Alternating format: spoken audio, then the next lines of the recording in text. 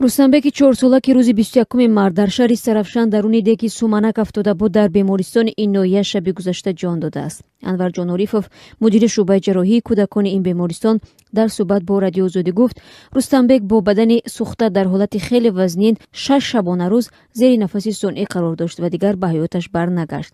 мо ҳар чиз аз дастамон омад барои наҷоти ӯ кардем, аммо роҳи нафасашам сӯхтагӣ буд ва ба худ наомада фавтид, афзуд ӯ.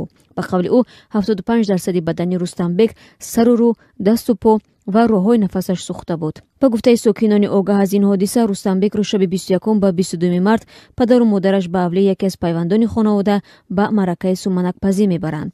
Дар он ҷо Рустамбек ба назди падараш, ки он сӯи деги суманак буд, давида ба деги сӯзон афтодааст. Як сокини ин маҳал, ки нахост аз ӯ ном бурда шавад, гуфт, кӯдаки хурдсол эҳтимол аз шӯру ҳаяҷон ё аз буғи суманак пешорӯи худ деги суманакро надида ба он афтид. Деги суманакро одатан барои осон шудани кафгирзанӣ дар оташдонҳои оҳанин мегузоранд, вале баъзан вақт табқи суннати қадимӣ замин канда оташдон месозанд. Рустамбекро падараш Манон Қодиров аз деги ҷӯшони суманак бардошта дастонаш сӯхтааст, вале табибон ҷароҳати ӯро ба ҳаёташ бехавф номиданд.